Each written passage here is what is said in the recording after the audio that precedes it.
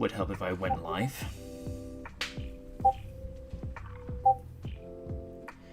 Okay, folks, we are live. Sorry for the delay. Night work tends to be a very interesting sleep pattern, so I only literally woke up about just over an hour ago. Hey there, Gwyn. Hang on. That reminds me, I'm just going to check the volume of the music. Right, I think it's at that happy medium, so that's what we need it for. So, we're just 2 weeks away from Halloween. And here's a little thing. A lot of people seem to get this misconception that Halloween is all about being creepy, ghoulish, and it's celebrating the occult. No. Halloween is actually a festival celebrating driving out dark spirits. So, this, the holiday itself is actually a good thing. I'm doing fine, Gwen. How about you? It was also to celebrate a good harvest. Exactly. So yeah, this notion that Halloween is this negative thing, particularly perpetuated by the Reverend from South Park when they had the band Korn in a guest episode. It's like, it's a celebration of the occult. No, it's not. It's like, and I appreciate I'm addressing a fictional character, but if you actually knew what it was, you wouldn't be making that false analogy, because that'd be like saying Easter is a celebration of rapid kangaroo dancing dinosaur day. They'd be like, no, Easter is the celebration of of what Jesus did for humanity. All right, it's not the best comparison, but you get the context of how something can be misconstrued. So, yeah, and this idea that Easter would be dancing dinosaur kangaroo day, I know someone's going to be looking there to make a meme out of that, and it wouldn't surprise me because this is the internet. But it is what it is. And we are joined by the Easter slanderer, Raiden. Not too bad. Just putting out there a little thing that some people get misconstrued on is that you get some people think Halloween is a celebration of all things dark. No. Halloween is actually a festival. It's actually a celebration of driving out dark spirits. That's what people get misconstrued on. We got some comments already. Hey MJ, is trick or treat still banned in the UK? Yes, sadly, because it's considered antisocial behaviour. Seriously? Yeah. Sean says, hi, I wasn't there last week. I was coming back from Robo Dojo, think Robot Wars, but my PC needed a new PSU. The last one went bang. No. Dang. Gwen says, I'm in an educators rising club and my school is having a trunk or treat and I get to dress as a Disney character. Nice. Which area of Disney? Because they've acquired multiple franchises now, including an anime. This will be interesting.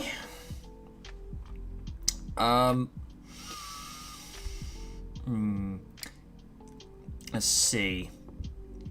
Something that's kind of Halloween. We may as well peel the band-aid off and get this over with. Raiden, prepare the L cannon. Someone needs to be served one. Oh no, who's getting it? Kevin Smith reveals details on Savage He-Man in Masters of the Universe Revelation. Oh dear God. No. Boy. Masters of the Universe Revelation gave viewers a soft reboot sequel to the original series, adding in some adult situations and plenty of violence that wasn't ultimately seen in a television show that introduced the world to He-Man in the 80s. And with the second season set to arrive on November 23rd, creator Kevin Smith is revealing new details about the upcoming episodes in a recent installment of Smith's podcast, Fat Man Beyond, which is ironic considering he's lost a ton of weight. The prolific director decided to shed some light on the new form that has been given to Prince Adam following the traumatic conclusion of the first season. Gwyn, just a heads up, is the music too loud? Just want to be absolutely sure. See if I can turn it down just a tiny bit more. There we go. Right, should be okay. Smith details the new, very different version of He-Man while showing his audience the latest poster for Masters of the Universe Revelation, with this iteration of Prince Adam being labelled as Savage He-Man. That actually might be a nod to the original version of the character when the character was still being put together, where in the original concept of He-Man was actually meant to be Conan the Barbarian that receives the Sword of Power and learns to become a little bit more civilized. Yeah. That was the original idea for He-Man. And seemingly not having complete control over the power of Grayskull which flows through his veins. So, alright. If we're to use this comparison, He-Man with the sword is Grey Hulk, just a little bit more noble, whereas He-Man without the sword is Green Hulk, also known as Savage Hulk. So Savage Hulk basically when a She-Hulk having no boundaries and filters and just says what she wants. And I see her rubbing her hands and going, yes, yes, yes, yes. Why am I now getting the image of He-Man acting like the Hulk? Let's not give him ideas. The idea of Savage He-Man is what happens if Adam calls down the power without the sword as a conduit, as something that governs who he becomes. At one point in the show, he calls down the power without the sword and becomes the Savage He-Man.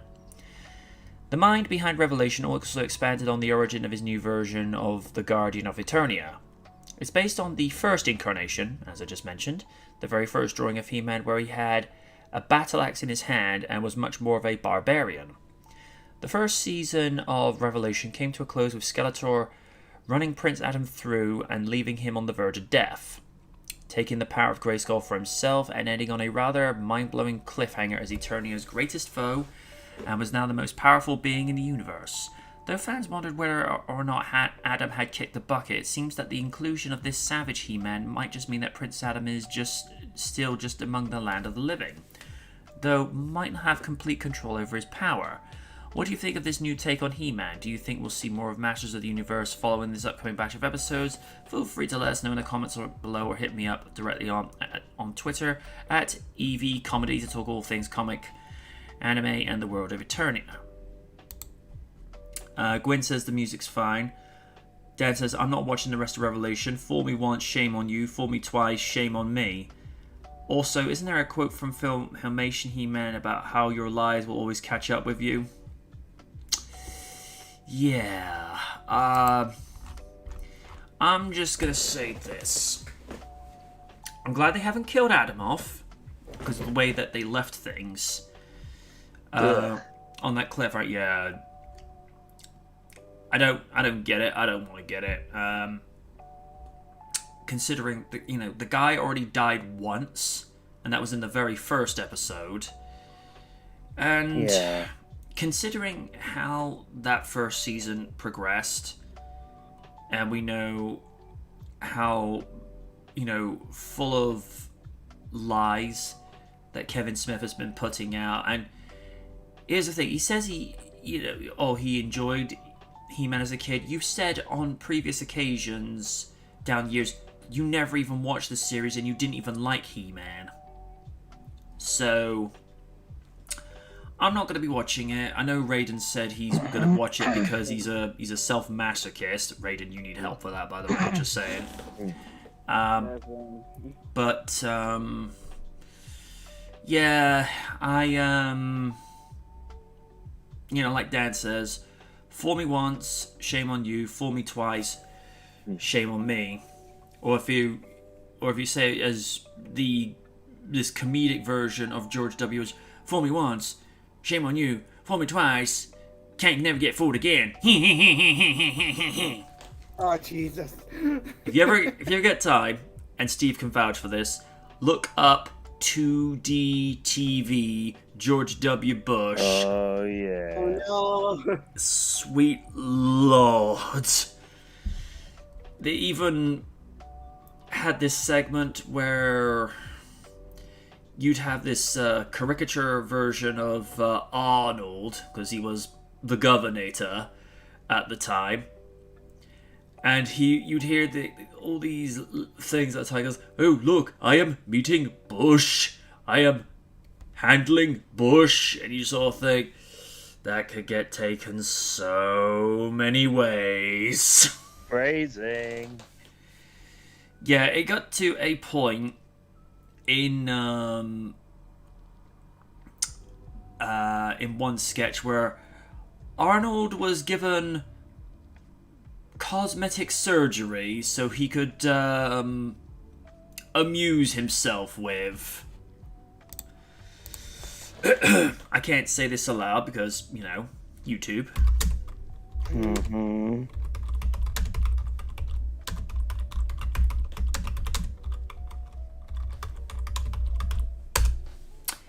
Yep.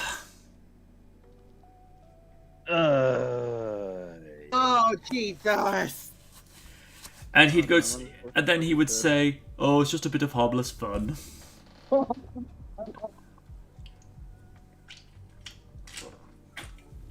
Can I have those? Absolutely not. No. And Liz is like, "No, definitely not." Bad Oni. No bits for you. I'm always bad, Oni. Yes, we know. I'm so bad I can out-bad Raiden. Boy, no you couldn't. Oh dear. Alright. TLDR. Some interesting ideas, but because of the sour taste that left in my mouth with part 1, pass. Stephen, your thoughts? Why you fucking lying? Why you always lying? Exactly. Oh my god. Quit fucking lying. But seriously, after seeing what the first season had, I'm kind of going with the other He-Man going on, the 3D CGI one. That is amazing. Fun. Plus, Yuri Lowenthal and David Kay is always a bonus in my opinion. And Kimberly Brooks. Yes.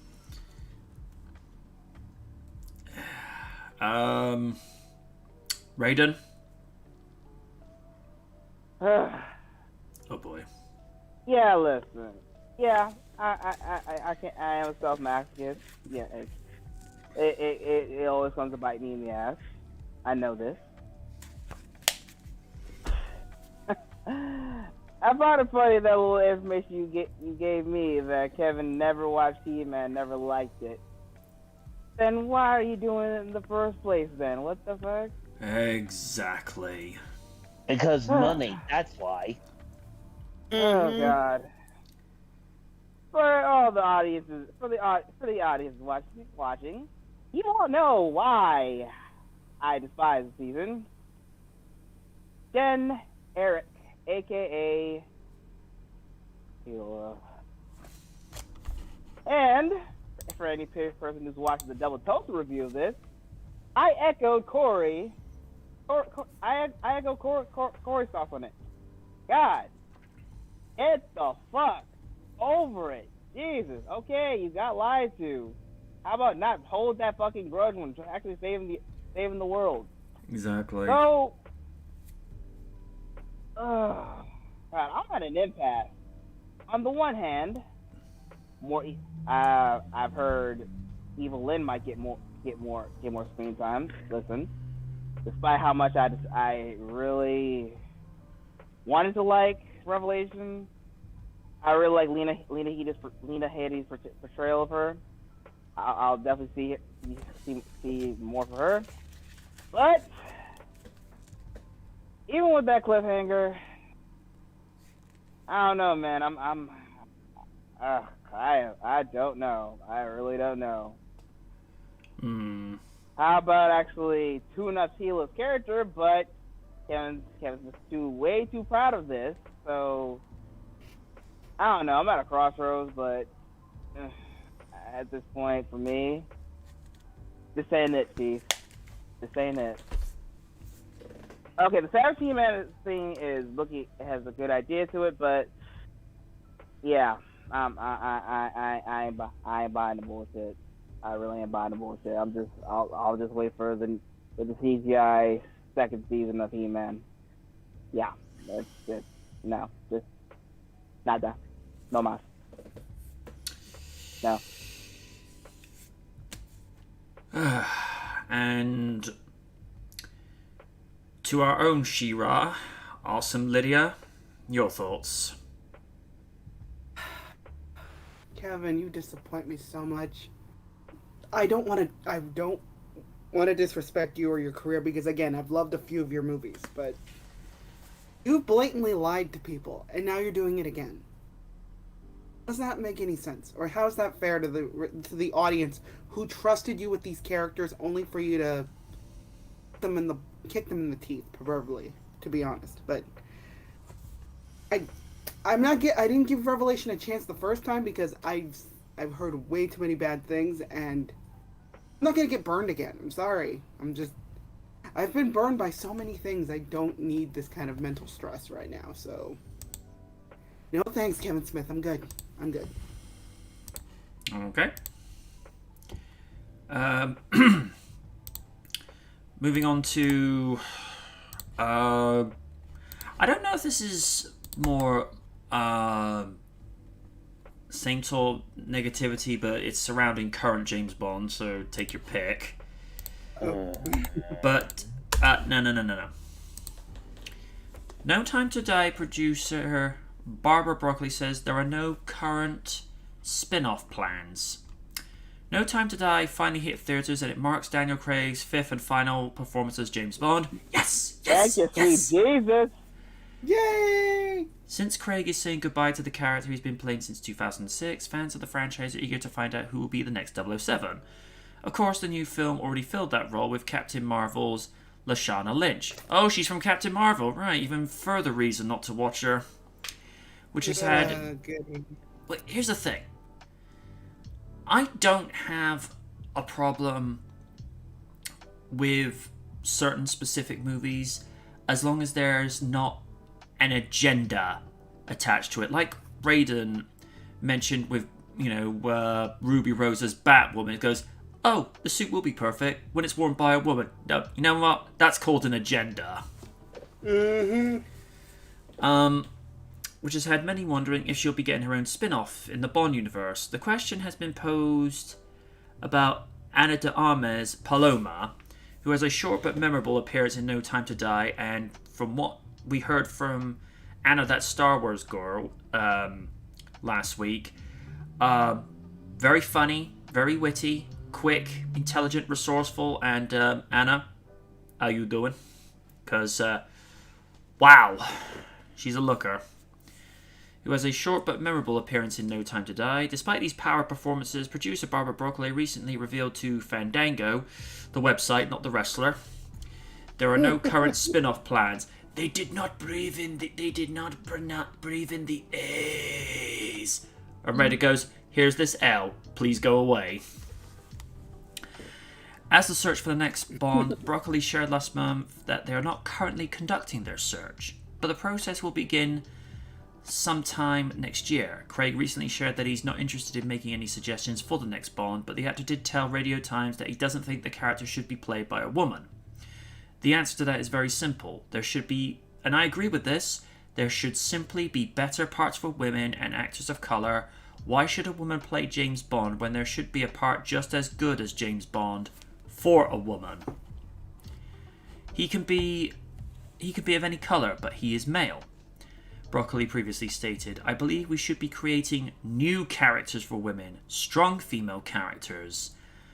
I'm not particularly interested in taking a male character and having a woman play it. I think women are far more interesting than that. Thank you. Because this is what we've been saying for the longest amount of time.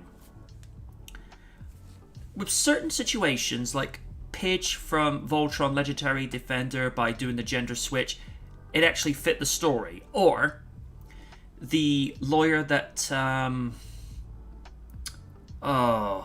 Jessica Jones would report to in the Netflix series, turning the once male character female, it actually fit the story in which it was going with.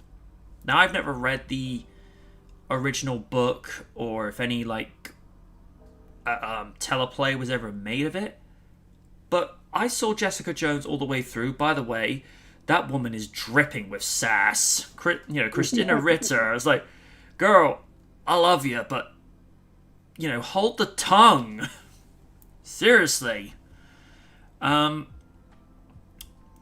this year, there was a lot of speculation who could play the next 007, with names being suggested like Tom Hardy, James Norton, Idris Elba, Sam Heughan, spelled Heughan, I don't know how you pronounce that, Richard Madden, Jack Lowden, Cillian Murphy, could be interesting, and Reggie-Jean Page. I don't know if that's Reggie or Reggae, I don't know. There's that little thing at the end of the E like they have on Pokemon. Kerry Fukunaga. We know some of your opinions about Mr. Bond. Is currently directing No Time to Die with a script he co-wrote alongside Neil Purvis, Robert Wade, Scott Z. Burns, and Phoebe Waller-Bridge, also known as Fleabag. Yeah, that's what a lot of YouTubers are referring to her, because she did, worked on it's either a TV series or a movie that's just called Fleabag, and because of the reputation she carries with her, they refer to her as Fleabag. Hey, I'm not insulting her, folks. I'm just, merely quoting. Yeah. The film stars Daniel Craig, Rami Malek, Ralph Fiennes, Ben Whishaw, Naomi Harris, Lashana Lynch, Jeffrey White, Leah Sado, and Billy Magnuson. Christopher Waltz will be making a return as the villain of Blofeld. Would you like to see a 007 spin-off, or are you only interested in Bond? Tell us in the comments. Let me see. I think if you got the right script for the right character and for the actor or actress that played said characters, then go have fun with it, because Ana de Almas,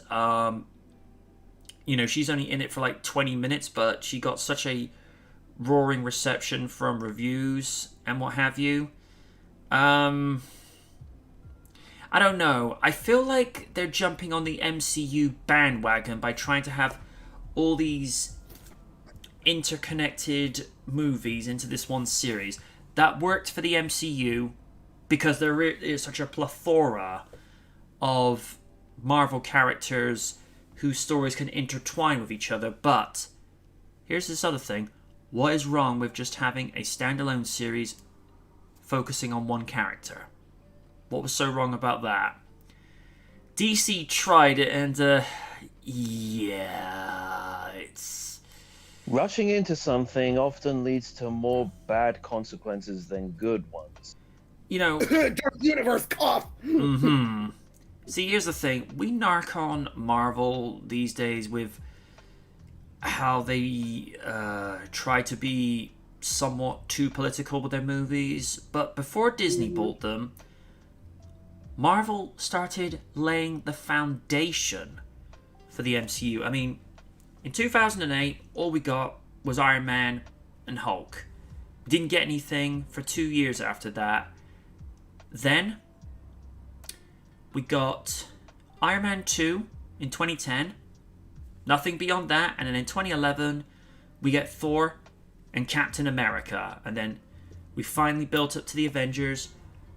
That was 4 years worth of build to get to know these characters in their own solo movies and be able to understand what works and what didn't. Now, DC's argument is we don't need to build up Superman and Batman because they've been around at that point for 75 years. If you don't know who they are by now, where have you been for, what rock have you been living under for the last near 80 years? Better have good cable too.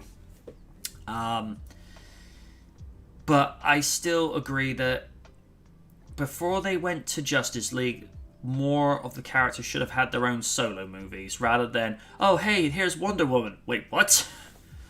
Now, don't get me wrong. Gal Gadot was one of the very few saving graces of Dawn of Justice, but I felt like if they had done Wonder Woman first, then went into Batman v Superman, then that would have made a lot more sense. But,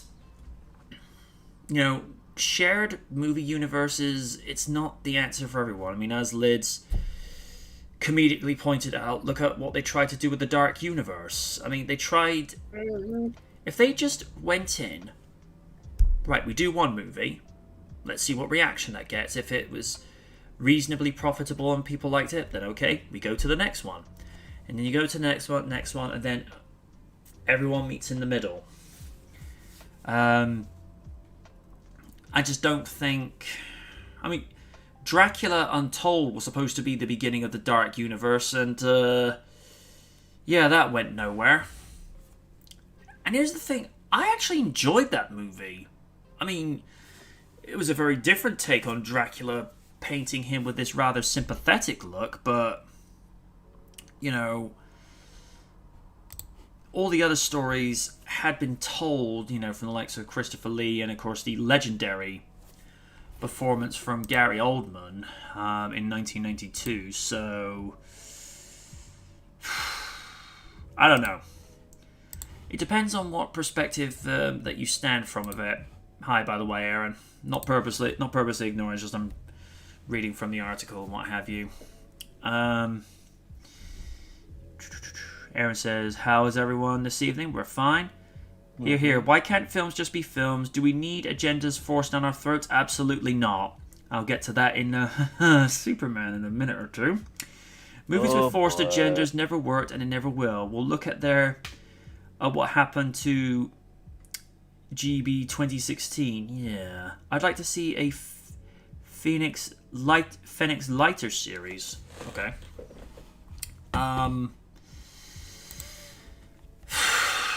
And as for the future of James Bond, it's as Craig says, the character should be played by a male and should never be played by a female. I mean, if you were doing a what if parody, like one-off 45-minute feature, because I have this idea of what if you had a female spy series inspired by James Bond, but is basically her own character. And the idea I have, and this came to me a while ago in a similar way where Jason Reitman had this image in his head of this kid in a wheat field with a proton pack. He didn't know what that would mean. And then eventually, when it was like years later, he said, Egon's granddaughter. And the idea I have for what you could have as a female-inspired James Bond series, what if you had... Hang on. I need to check something a second just to sort of give better context. Now, how old is Kate Winslet currently? She's 46 and she looks like that. Damn, girl. The idea I have is, what if you had a female spy for MI6 that has Bond's snark, but is not so... I don't want to say womanizing. I mean, that she is still flirtatious, but it's subtle. I had this idea of a much younger Kate Winslet, say around 33 to 36, and you give her the name Margot Stryker. And the idea is, you know, she's had a similar military background like Bond, but not trying to, like, mirror it, because then it's like, oh, it's just James Bond, but played by a woman.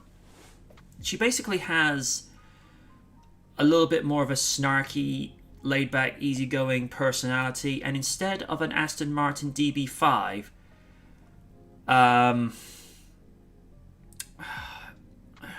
she drives a Jaguar XL5. Cool. And she likes English rosé as opposed to vodka martini, because you got to take things that are similar, but they're more than different enough to where they think, oh, that's a Margot thing. And Kate, should you ever listen to this, I doubt you will, because we're not big enough of a podcast to reach that kind of awareness. But should you ever listen to that, do me a favor, pitch that idea to one of your agents, because I could see her as a spy, because she's got, the wit and the talent to pull it off, and, we know that she's gotten herself into military shape for the numerous Avatar sequels that are supposed to be coming within the next few years. And, even now, a lot of guys, and including one awesome one, still look at you and go, "How you doing?" Because, again, I do not know what Kate is doing, but she seems to defy time. I mean, look at her in Titanic and look at her now. There's not a lot of difference. Of course, most of us watched Titanic for that one scene when we were teenagers, but that was a different time. And there's Raiden like going, there's Raiden and Liz going, no, let me just pause this a second. Okay, I'm good. And a little thing as well, Kate actually got fat shamed after the first Titanic in America, because they said, oh, you've got too many curves, you need to slim down. I'm like, excuse me? Oh. Like, Kate was gorgeous in that movie. It's like,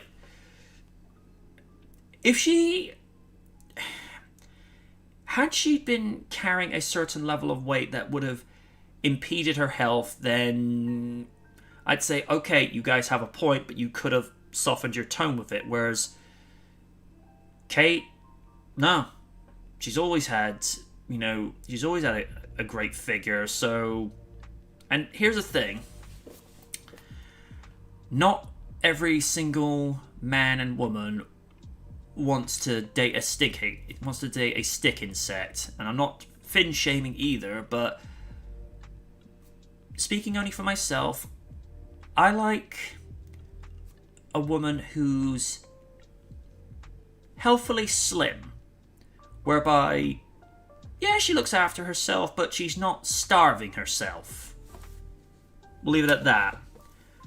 I mean, Raiden, let's say a Kate lookalike from Titanic walks up to you and says, hey, wanna go party? You'd be like, yeah. Yeah. So yeah. So If anyone's listening in Hollywood, yeah, you can take this free of charge. It's not like MJ Knight will ever get any credits on IMDb. If you do, thank you very much. I'll take $10,000. There's your idea. Female-inspired James Bond series, Margot Striker. And if you can't get Kate Winslet, get somebody who has Kate's qualities. But seriously, I could see her doing this. Either that or they just have to de-age her. Because, you know, even though the CG is still a little bit off in places, the CG that they've used to de-age Samuel L. Jackson and Captain Marvel, and what they've done for Alfred Molina in Spider-Man No Way Home, it's surprisingly convincing how they've taken nearly 20 years off of Alfred. Whereas with Samuel L. Jackson, you look at him in Marvel, and you can't tell it's CG. Similar way, at the end of Iron Man 3, as I mentioned, a couple of weeks ago, that wasn't Robert Downey Jr. All they did was contact Weta Digital and said, look, RDJ's got an ankle injury. We need to superimpose his face in the final scene. Can you do something for us? And they're like, yep, not a problem. Because they did the same thing with Paul Walker after he sadly passed during the shooting of Fast 7. Because you look at the ending scene where Brian and Dom are parting ways. You look at the superimposed image they put over Paul Walker's brother's face, Cody. You'd have to have a very keen, trained eye to tell that's CG. There are some parts of the movie where it's not so convincing, like when he's in the car and he's given that whoa look, probably doing his best Keanu impression. You can tell there, but at the end when he's in his Toyota Supra, no, it's very, very detailed. I did like how they kind of included him at the end of Fast 9, but it's just his car pulling up. So I get why they did it, and it's kind of it's a clever way of sidestepping it, so you don't actually have to see Cody step out and then have his brother's face pasted onto him again. But I've been saying this for like the last 6 years, and Raiden's been saying the same thing. Fast 7 should have been the end. But money. Anyway, too long, didn't listen, blah blah blah. I don't think they should do spin-off plans because it's not necessary, and I can't see like Ralph Fiennes being like the Bond equivalent of Samuel L. Jackson, where they all report to him. That all these other movies goes up to James Bond, agents assemble, words to that effect. So yeah, I don't see it as necessary, and whoever they cast as Bond next time, because it's going to clearly be a reboot. It has to be, because they said at the end of the movie, James Bond will return, so like I've said so many times before, take the Christopher Reeve route, cast somebody virtually unknown, because it worked for Tobey Maguire, it worked for Andrew Garfield, as I say, it worked for Christopher Reeve, and to some extent you could make the argument that it worked for Christian Bale, because did anyone really know who he was on an international scale before he did Batman? Not really. Really, honestly. I mean, he was there, but in terms of like on the radar, it's just like this tiny little blip where as soon as he does Batman Begins, huge presence. Well, to be fair, the first time I heard about Christian Bale was when he was in that, was it 2000? I think it was that 2002 or 2003 movie. Does anyone remember that dragon movie, Rain of Fire? Oh yeah. Yeah. That movie. Yeah, that's how I first knew about him. I kind of first knew about him from American Psycho. I'm just like that movie stays with you for a very long. Yes, it does. Yes, it does. Aaron says Phoenix Lighter was Bond's other number with the CIA. Ah, yes. Now I understand what you're saying. So what is MJ saying? Does he like big butts and he cannot lie? He's like, I'm not Sir Mix-a-Lot, but I like ladies that are healthily proportioned. We shall say nothing further with that because, again, YouTube. Again, to say this in a way whereby I'm being genuine, but at the same time being discreet. I like women that are healthily slim, but they know how to enjoy themselves at the same time. Is all I'll say. As for Reign of Fire, I think the only little thing I take away from that, and this is something I always say to any situation where where a mother and father are burying one of their children, this line resonates with me in particular, is where he says it's supposed to be the kids to bury the parents, not the other way around. Not to go into too much of a personal thing, that moment went through my head when I was standing afar from my grandparents at the time, and we were at my mother's funeral, and that scene just flashed in my head, and I'm like, yeah. I mean, for me, it went the way it was supposed to, albeit way too early from my perspective, but from my grandparents' perspective, way too soon. And, again, it's the kids to do that, not the parents, so, yeah, it's on a different note. So, Stephen, do you agree with the idea, should there be Bond spin-offs, and what do you make of the idea of what they could do with any future potential replacements for James Bond after Daniel Craig? I said it last week, and I'm going to say it here again. Each of the Bond films is pretty much should be a standalone feature. That's how it was done in the past. Absolutely. The whole fact with these spin-offs that they want to make a Bond-verse, I just don't think it could be done, considering the over 50-year history of the franchise. I mean, sure they've had links to certain things in the past. I mean, there's always been a Q, the gadgets, certainly with some certain characters reappearing here and there, but I just feel the whole cinematic universe thing has been overdone over recent years. The only two franchises I can see that have made it work to a degree are the MCU and the Monsterverse. Yeah, I mean, it'd be like if, let's say for the sake of discussion, they made yet another Power Rangers reboot, yet you'll then get them tied with VR Troopers, then Big Bad Beetleborgs, and then to some lesser extent, tattooed alien teenage fighters from Beverly Hills, which that's not on people's most remembered list. Yeah. I like the fact that suddenly you have appearance from Masked Rider.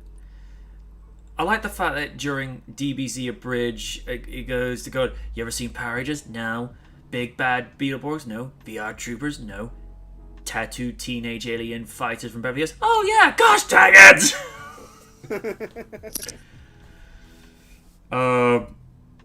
I'd love it one of these days if Hollywood gave Team 4-Star a call and say, hey, how would you like to do a brand new all feature-length original movie with your take on DBZ? Oh, good lord. Maybe in another universe. Well, there is multiverse theory. I mean, there could be a universe where Sir Stephen is the Prime Minister. Oh no, me as Prime Minister? You'd actually make decisions that make sense, dude. And there could be one where, I don't know, Raiden is, Dr. Raiden, MC at large. And then another where Draco Azul has its own feature-length tokusatsu series. He'd like that. Or you'd have another universe where Win the Rogue is actually playing a live-action Lena Inverse. And the scary part is, we know she'd be into it. Yes, indeed. Yes.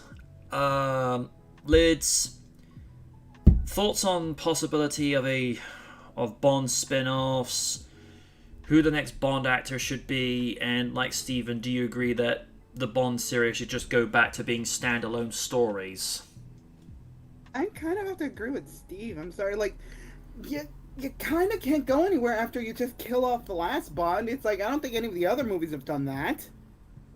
So I'm saying it's like, just start over fresh, go somewhere, like, not start over fresh with a different character, but like, reboot things, I guess. Because you can't have it set in the same universe, because then you'd have to acknowledge the fact that James Bond died. You can't just like ignore that and sweep that under the rug. And like, multiverse theory's a bitch. I get it, but just, I don't know. I honestly think it should go standalone. But again, what do I know? As in regards to spin-offs, I'm 50-50 on that. I don't really see that going anywhere. If it's good, it'll be good. But if it's not, then just another train wreck. And I don't see the point in watching a train wreck, especially something that preaches an agenda. Wink, wink, nudge, nudge. Yes. We get it. Like, girls get it done. We get it. Like, can we do it fluidly without having to freaking preach over and over again, where it's like, girls are better? I'm like, no, if you want us to be treated as equals, we have to be equal both positively and negatively. We can't just be, girls are perfect, men are idiots. If you want to be treated as equals, you have to be understand that women are just as stupid as men. But again, we learn from our mistakes, but I'm not saying women are better than men. That's not what I'm saying at all. We're all human. Exactly. So it's like, I don't see why the SJW agenda or the whatever, just, I don't see the agenda of making like women are better than men, when it's like, you want us to be treated as equals, you have to take the good and the bad. I don't see the point of the whole stupid like girl power thing. I get it. Believe me, I watched Buffy the Vampire Slayer for years, even though technically it was made by a closeted misogynist, but semantics. But again, if we're gonna do a spin-off, fine. But if they're not, I'm not gonna lose sleep over it. Yep. And to our own secret agent, Double O Raiden, your thoughts? Yeah, I'm definitely agree with a lot of these guys. Like, just go back to what made Bond great in the first place. Like, a lot of people, well, some, but mass consensus really didn't like Daniel Craig's take on Bond movies and the Bond movies itself. People feel like it just didn't feel fun anymore, like a lot of incarnations were. So I say just go back to a different formula and just make things better. Make things better instead of just making it complicated. Yeah, that's kind of something I've said quite a few times. Things work better, are more effective when you keep it simple. As simple equals effective, my opinion. Okay. Michael Caine announces retirement from acting to focus on writing career. Ah. Neat, nice. Sir Michael Caine has proven that you don't have to be too old for a change in career. The actor is stepping down from acting. He stated in a recent interview that his role to direct the new film, Bestsellers, this is his final appearance on screen, according to People. Funnily enough, it has turned out to be what is my last part, he told BBC Radio that he did. Because I haven't worked for 2 years and I have a spine problem which affects my legs, so I can't walk very well. Caine says he's also transitioning to become a writer. And I also wrote a couple of books, which were published and were successful. So I'm now not an actor, I'm a writer, which is lovely because as an actor you have to get up at 6:30 in the morning and go to the studio. As a writer, you can start writing without leaving the bed. It's true. Caine, 88, pointed out that actors his age don't have many roles. I don't know, tell that to Michael Gough when he got his last acting credit in Tim Burton's Alice in Wonderland, and that movie was a mindfuck in its own right. There haven't been many offers, obviously for 2 years, because nobody's been making any movies I want to do, but also I'm 88. There aren't exactly scripts pointing out pouring out with a leading man who's 88. Caine's career is filled with memorable roles. His roles include starring in movies such as Tenet, Going in Style, King of Thieves, Dirty Rotten Scoundrels, The Italian Job, Alfie, The Dark Knight, Inception, Now You See Me, and Children of Men. That's actually a very good post-apocalyptic future movie. And, Michael Caine just being quintessentially British in that, which is just a joy to watch. He was a 2-time Academy Award nominee, including winning Best Supporting Actor in 1987, Hannah Hurt and Her Sisters in 2000, and The Cider House Rules, which featured a pre-Spider-Man Tobey Maguire. Yeah. So, my 2 cents with regards to this is the man's 2 years away from 90. He's been in multiple movies that are going to be talked about for years to come, whether it's Get Carter, Alfie, the original version, not the Jude Law version, which people are kind of 50-50 with. And then, of course, the Italian Job with the iconic line of, "You're only supposed to blow the bloody doors off." And then, of course, quite possibly one of the best portrayals of Alfred Pennyworth on live action, which, and this is purely my opinion, his snark was superseded by Jeremy Irons' version in Batman v Superman. I love Jeremy Irons in that movie. It goes like, "I don't deserve you, Alfred." "No, sir, you do not." The snark that radiates from him goes, "Getting old, sir. Happens to all of us. Even you got too old to die young. Not for a lack of trying."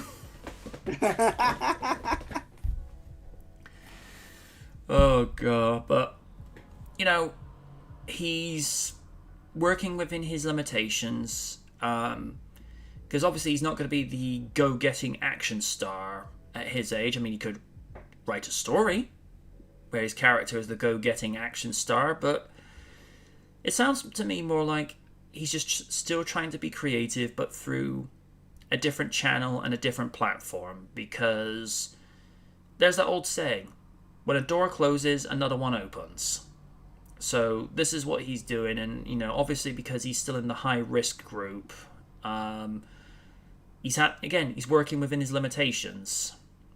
And then there's I think it was reported a few years ago that he was dealing with a form of cancer, and nobody knows better than me that whether you're the person suffering with cancer or you're a relative suffering, or you happen to be a relative of the relative who's suffering with cancer, it affects everyone on so many different levels. So it may just be because, like I say, we haven't heard anything new to say that he beat it or he got it treated.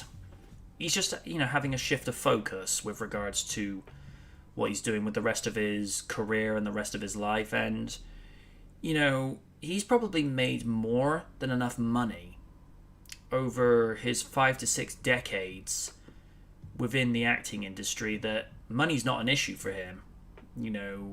His children, his grandchildren, great grandchildren are probably going to be having reasonably comfortable existences because of his body of work. So it'll be interesting to see what he puts out, because I'd like to think he's seen enough movie scripts over his career to know what works and what doesn't work within the narrative of a story and how to push the plot forward and keep the audience engaged and interested. So I say, for him doing this, have at it. Have at it. To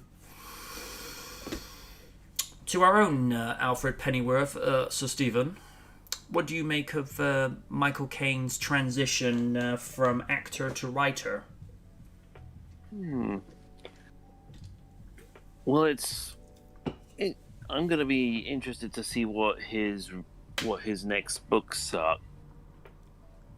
For me, he will always be known for some of the big features that he's been part of. Most notable for me will be his portrayal of Scrooge in Muppet Christmas Carol. I love that movie. How would the workers like to find himself unemployed? Hey, this is my island in the sun. Oh, God.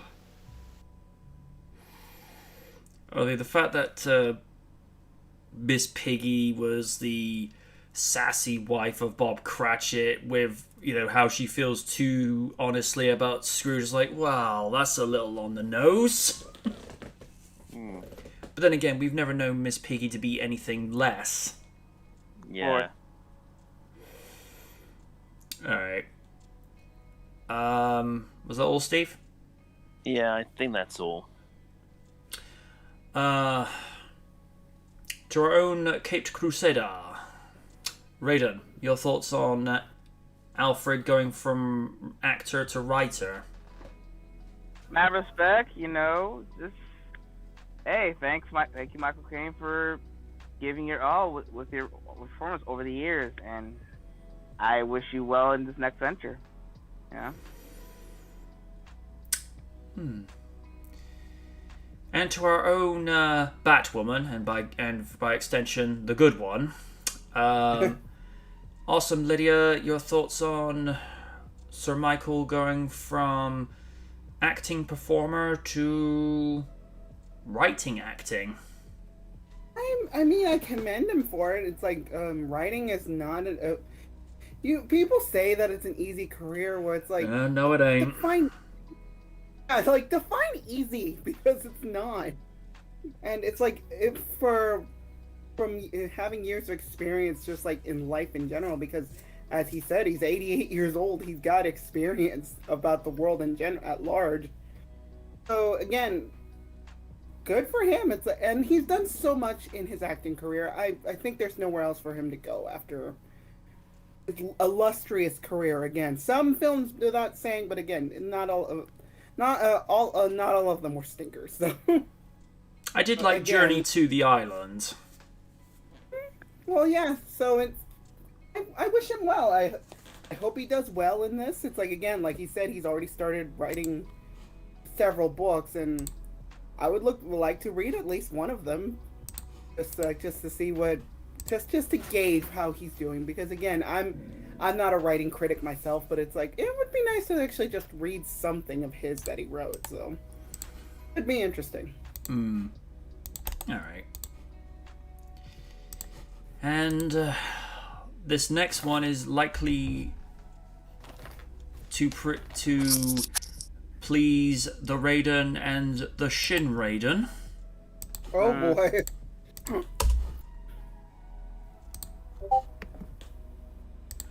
Michael B. Jordan is ready to zap your system with a Static Shock movie. Hello. Hell yeah. The name Static, DC Static Shock movie, is officially confirmed, adding Michael B. Jordan as a producer. Milestone Comics puts a shock into fan system with an official announcement at this weekend's DC Fandom event. Static and the rest of the Dakota City superheroes are getting their own live-action Static Shock movie. With this announcement, Milestone characters are getting an animated series for the first time since 2000 Static Shock cartoon series. Highly underrated, I might add. Love that show so much. I like the fact they actually managed to do a triple crossover with not only his own series, but Batman the Animated Series, and then Batman Beyond. And Justice League. Ah, yes. Ah, yes. Which is currently streaming on HBO Max for Static fans to return before the new content starts to heat up. I do like the fact that he goes back to the Batman Taz timeline. He goes, "Hey, Batman, I met you as an old man." He goes, "I don't want to know."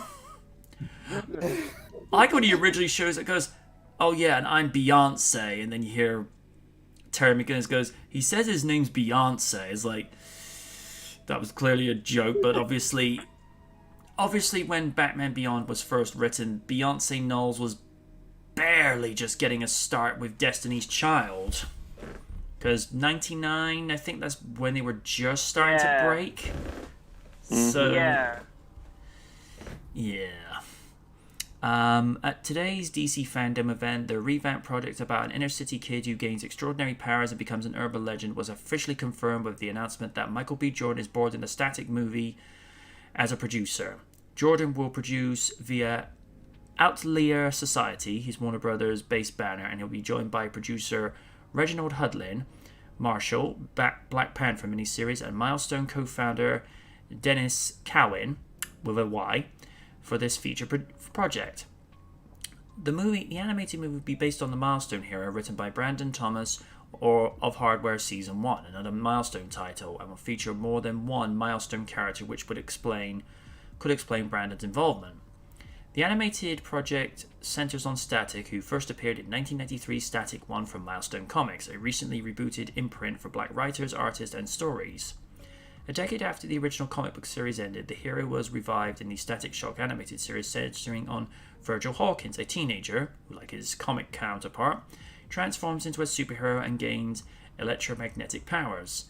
The original series was noteworthy for it being an animated show that was headlined by a black character, and it frequently dealt with difficult issues impacting black teenagers, like one of the more tragic episodes dealing with bullying, chronic depression, and school shootings. In contrast to the usual superhero fare, the show gave young fans a look at a complicated world in which violence actually harms people, teaching children important lessons like bullets don't discriminate between friends and enemies. Virgil, they hurt everyone. Warner Brothers' decision to reanimate the series is an exciting addition to the recently rebooted Milestone Comics lineup, which reappeared in the panels of DC Comics early this year in Static Season 1 by writer Vita Ayala, hope I pronounced that correctly, and layout artist Criss Cross. I wonder if that's a nod to the band Criss Cross. I wouldn't be surprised. Outlier will be the creative center of the Static animated film, and for Jordan, a comic book fan, this is the opportunity he's been waiting for to build a more diverse and inclusive Hollywood. I'm proud to be part of building a new universe centered around black superheroes. Our community deserves that, said Jordan in a statement to The Hollywood Reporter. Outlier Society is committed to bringing life to life diverse comic book content across all platforms, and we're excited to partner with Reggie and Warner Brothers on this initial step. Michael B. Jordan is best known for starring alongside the late Chadwick Boseman in Black Panther. He last starred and produced the legal drama Just Mercy. The multi-hyphenate performs the same duties on Without a Remorse, a thriller due out from Amazon next year. The Static Shock movie is officially confirmed at DC Fandom, not as officially. Oh, maybe they were right. I think it would be more interesting if they did an actual live action if they actually had Michael B. Jordan playing Virgil Hawkins. That would be interesting. Only if he was a little bit more younger, because way back then, Michael B. Jordan was getting a lot of work when he was younger, like in The Wire, the movie Hardball. And remember the movie Chronicle? Oh yeah, I remember that movie. But then I again, love that movie.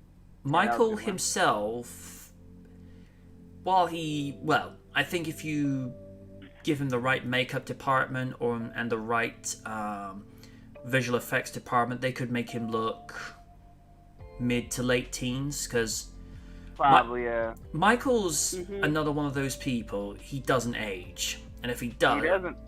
And look at Jamie Foxx. That man's 53, and he looks like he's barely just about to get out of his 30s. And the man. Well, you know what they say: black don't crack. I mean, if you couldn't get Michael B. Jordan to play Static Shock, who would you get? An actor at the moment between the age range of, say, 19 to 25. Who would you get? I have a couple. All right. Let's see.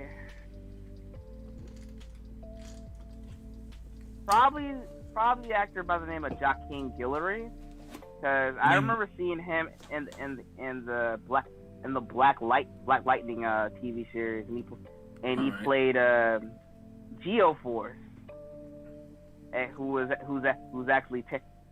in the comics is Tara's big brother. So I feel like he can body that role.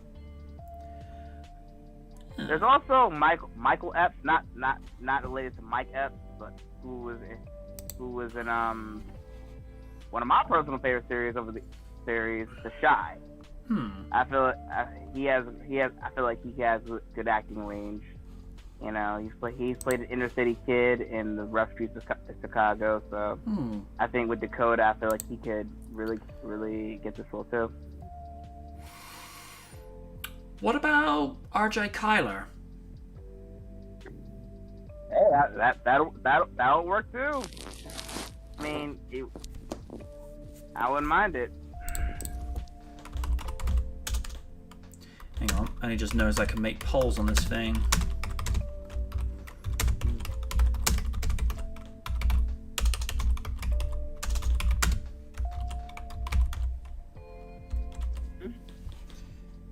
Hang on.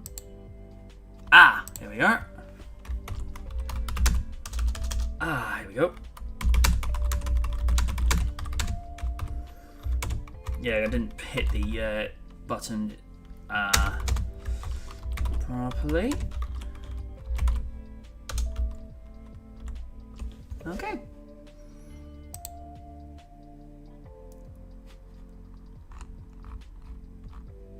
Huh. I don't think it's gone in there. Ah, there it is. Literally just gone up now. No one's voted so far. Okay. Oh!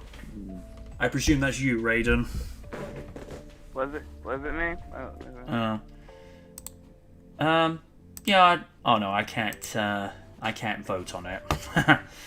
Damn. What's that?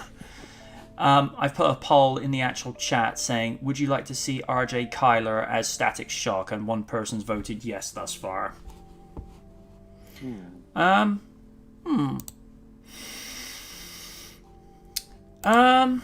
Steve, what do you make of Michael Jordan coming on as producer onto Static Shock?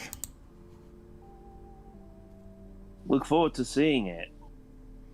I mean, it's great that we have Static Shock come back to more prominence now. Because I'm sure Raiden will agree that it's been a long time since we've heard anything Static Shock related. Yeah. Mm-hmm. And it's just great now that he's getting more attention now, and with Michael B. Jordan involved, I'm sure it's going to be great. I did like the way his character showed up in the Justice League episode where they time travel to the West and then they time travel into the Batman Beyond future, and you just hear like his 60-year young version go like, "Wow, Batman playing good cop. Everything's relative." Because here's the thing. Bruce Wayne Beyond, he goes to places young Batman wouldn't go to. And the fact that he's holding him back goes, I can't hold my friend off much longer. You better tell us what you know. It's just like, I can't believe I was ever that green. This is how you interrogate someone. I will make you watch the Twilight series on a continuous... I'll tell! Ah. Imagine like Raider like, ugh. It's like, yeah, I'll tell you everything. I don't want to watch Twilight again. No. And if you don't tell sooner, I'll make you watch the extended Bella cut version. I'll tell you everything! Nah. And Bella will be replaced by Megan Fox. I will tell you everything, and including my family history. Here, take my keys, take my money, take my wife. You can even take my Oni. Wait, what? Lance, what the hell? Oh, I'm sorry, honey, but I can't go through that again. He's listening. It's like, great, you traded me in for not watching Twilight again. It's like, thanks, honey, have you ever seen that movie? Point taken. Yeah, Like, I will make you watch it. so I've been reminded of that the main woman in there because they've started showing their trailers for the Princess Diana movie. Alright. I'm going to spill the Back on tea. topic. I'm going to spill the tea on this very briefly.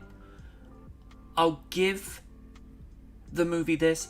Visually, she looks the part. I'll give her that, but that's down to the makeup and wardrobe. Mm-hmm. But, Kristen, until you produce a movie where you can act competently and emote, because Princess Diana was a very emotive figure, until you can do a movie that can do that, you have no right whatsoever playing that role. That's it!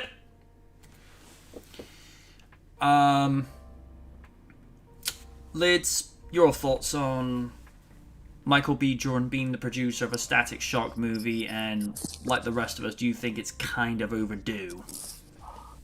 I'd say so, yeah. I've been wondering when they were going to do a Static movie, and I'm glad that Michael's actually producing it, because I'm sure he's probably got love for the material, if anything. And I could see at least him being on hand, not with everything, but with enough that he's like at least helps properly cast the movie. So it's like not just some random kid where it's like, oh hey, we're gonna cast this person who's popular. No, you find an unknown and if it's good, that's fine. Just don't push somebody that's like that can't act but is a recognizable face. Like, please don't do that. Please don't do that, because I've seen that happen and it sucks. But anyway, I'm interested in seeing what could be done in this movie. I'm 100% on board. Like, let's see what happens. Do you know who would have been ideal if they had made this movie 30 years ago? Mm-hmm. Will Smith during his Fresh Prince run. Maybe. He has the mouth. I mean, you know, I find it funny that you mentioned that, because I remember, I think in the Pool House he does have a static comic on the wall. Yeah, it's just like I say, Will to this day still carries himself with that same type of wit and charisma, because Will's a funny guy. You know, not in the sense that, you know, he's there to be laughed at. He knows how to make people laugh, you know, with himself. And that's a gift. And, you know, they even had Alfonso Ribeiro do voiceover roles because he played the son of Robert Robertson in Spider-Man the Animated Series. And I didn't know. I remember that. I didn't, like... I remember watching, like, years later, I'm like, wait a minute, I recognize that voice. I'm like, well, shit!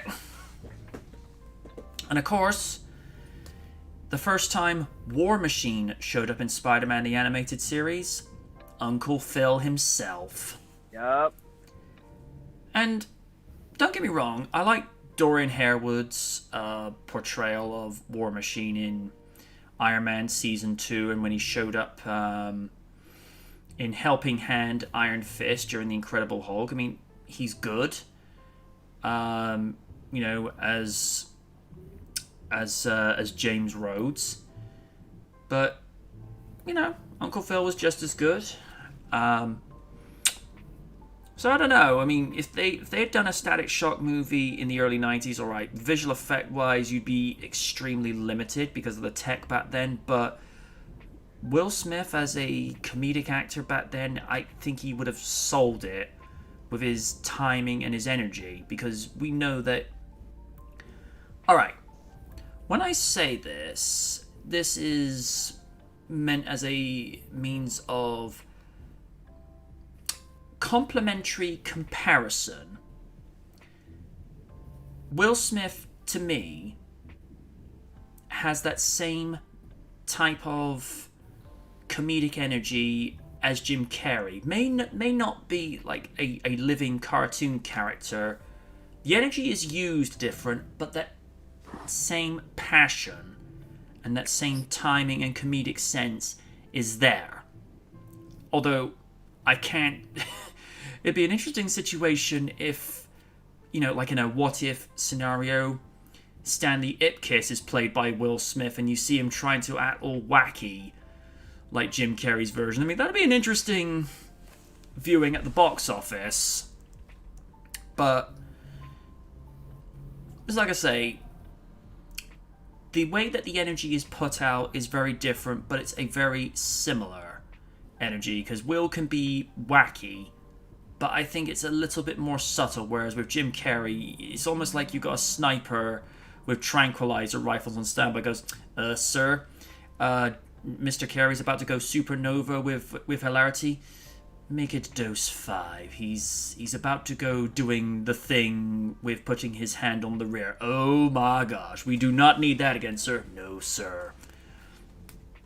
Although Will Smith doing that, I was like, okay, that's an image no one wants to see.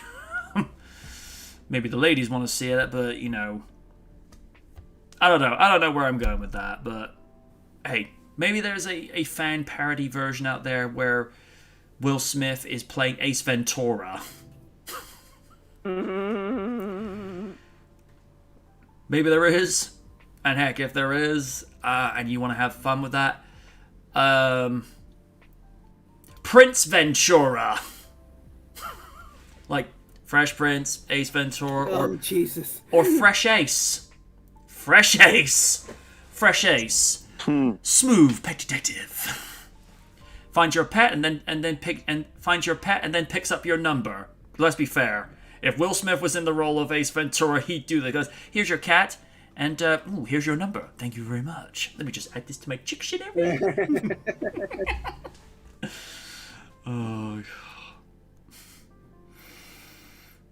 yeah. Okay. I think we got everyone's opinion on that, and I could just see the memes now of Will Smith going, "Alrighty then." You forgot one person. Alright. My bad, Ray. Go ahead. Listen. Anything static related, I'm always going to check out. Like, this character has definitely just, you know, basically inspired me. It's like, this was I mean, of course, you know, there was War Machine, that's cool, but when I saw Static for the first time, I saw someone that looked like me. who was had well, I think he was like 14 or 15 when he came out the scene, but yeah, there was a character that looked like me, went through struggles, and it was talking about issues that you don't really see in superhero series. So anything with that character, I'm always going to support. I'm always going to watch. I'm always going to lead. So the fact that they're doing this scares me already because I just want to see more static, like crazy. So I'm happy that a live action series and an animated series coming out because honestly, man, the streets need more static and animated features aside from him appearing in Young Justice. Yeah.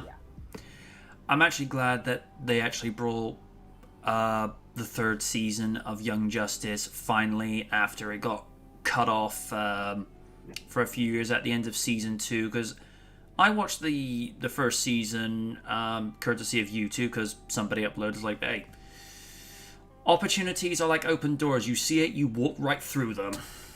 And I like the animation, absolutely stellar. Writing and the vocal cast. I mean, the fact they had Bruce Greenwood come back as Batman is like, yes.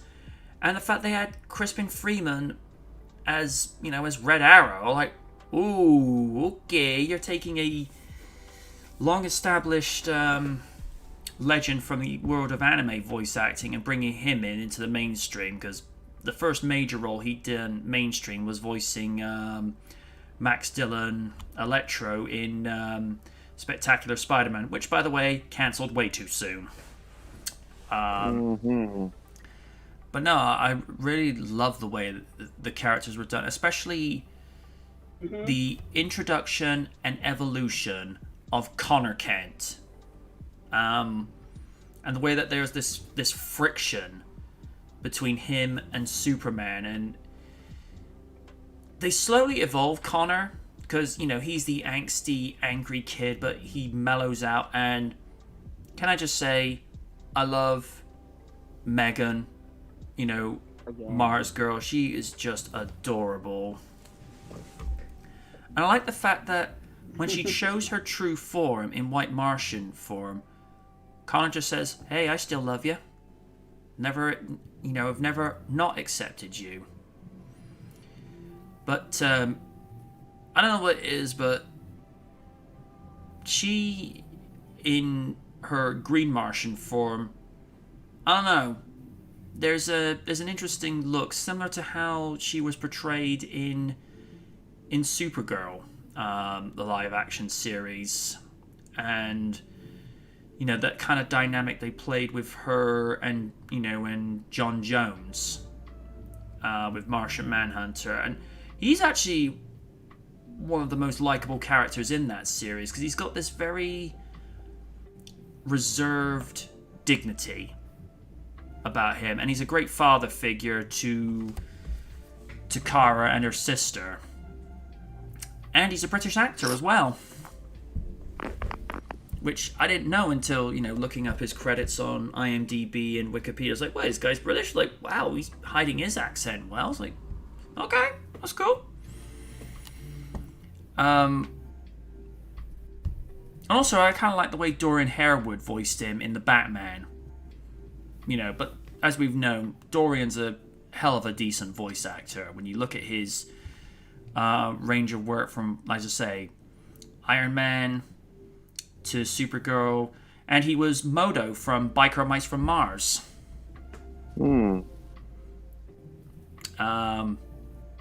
And he was also Sarah Connor's psychiatrist doctor in season 2 of the Sarah Connor Chronicles. You remember when Sarah Connor was going through this weird phase where she kept having these recurring dreams and then writing this, numbers and letters on the wall, and she'd have this recurring dream of Dorian's character saying, "Stop lying and get back to your work." There are parts of that season's weird. But then again, when you think about the sort of mantle and legacy that have been put on Sarah's shoulders, like being the mother of the savior of mankind, Imagine it does things to you after a while. That, I like the way that Cameron just acts a little bit kooky. But then again, you get blown up, have your chip polished up, and then just, would spout certain things like, do you know this room is falling at a rate of 0.17 inches per year? You're like, okay. But yeah. Okay. Let's see. Now this has been on a talking point for everyone because this has been making the rounds for the last week or so. They finally showed the trailer for The Flash in production, and the first movie footage reveals Michael Keaton's Batman. Oh my. Not now, Takai. The Flash finally comes to theaters on November 4, 2022. At today's DC Fandom, we finally received new footage from Andy Muschietti's long in the works The Flash starring Ezra Miller. This is the first look we have at Michael Keaton's Batman, as well as since the actor returned to don the cape and cowl for the upcoming DC flick, with a voiceover from Keaton serving as the backdrop for much of the footage. Excuse me. Muschietti has been teasing the highly anticipated superhero film on his Instagram for quite some time. We've seen an image of what looks to be a Batman-Flash combination outfit, as well as a look at Supergirl's outfit. And who can blame him? As since the film has been teasing multiple universes and multiple versions of Batman, The Flash is arguably one of the most eagerly awaited films that DC has on the way. DC has been working on making a Flash movie since 2004, with various writers and directors joining and leaving the project over years. While Miller has played Flash Barry Allen in Batman v Superman Dawn of Justice, Justice League, and a cameo in both Suicide Squad and Arrow, this will be the first solo film for Miller's Flash. The Flash will be directed by Muschietti, who previously directed Mama It. Mama It? Oh yeah, Mama, the the movie with Octavia Spencer as a psychotic woman. Mm-hmm. No, that's Ma. Oh. Mama is based on a short film of the same name where it's like these kids are being haunted by a ghostly woman who wants to take care of them, if you get what I'm saying. Beg your pardon. Yeah, you're good. And It Chapter 2, and is written by Christina Hodgson, who previously worked with DC on Birds of Prey. Oh dear. Uh-oh. I mean, she did a decent job with Bumblebee, and then she goes to do Birds of Prey, and it's like, ugh. Influenced by the Flashpoint comic book series and the animated movie the same name, by the way, go watch it, it's awesome. The film will see Alan time traveling and explore other timelines. Because of that, The Flash will not only feature Ben Affleck as Batman, but will see the return of Michael Keaton as Batman for the first time since 1992's Batman Returns. This film also stars Sasha Calle as Supergirl, Kiersey Simmons as Iris West, Maribel Verdo as Nora Allen, and Ron Livingston, who will be replacing Billy Crudup as Barry's father in the DCEU. And I like at the end of the trailer, because obviously I'm not going to show the trailer because, copyright worries. I like how at the end of the movie, Barry just walks up to what looks like the silhouette of the Burton Batmobile, pulls the shoes, I was like, holy shit, and then goes in theaters next year. It's like, yes, the Batmobile.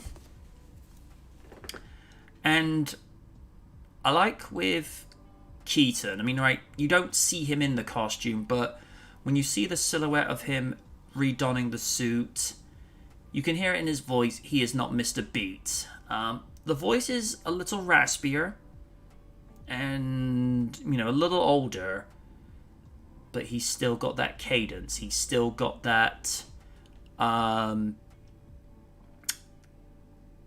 like how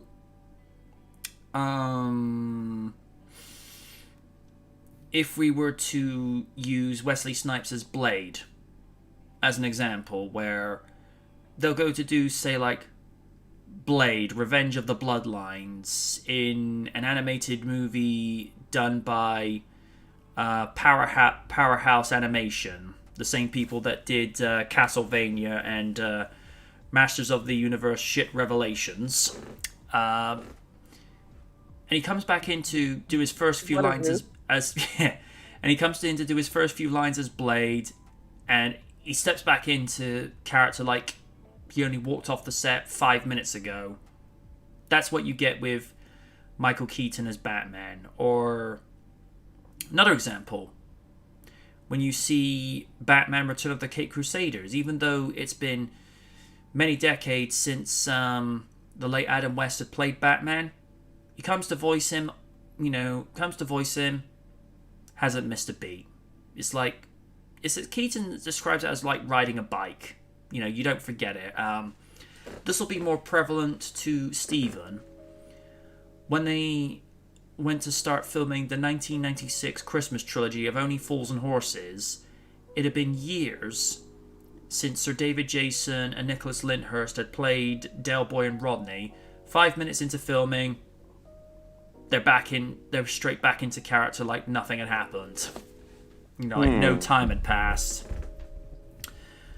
So I'm impressed with what I'm hearing, and as we noted last week, there's going to be a solo project for Michael Keaton as Batman. What that project will entail, DC and Warner Brothers are not exactly being upfront, but it's early development. Maybe they'll finally do Dark Knight Returns as a live action piece. Now, Michael Keaton could do that because he's more or less at the right age, because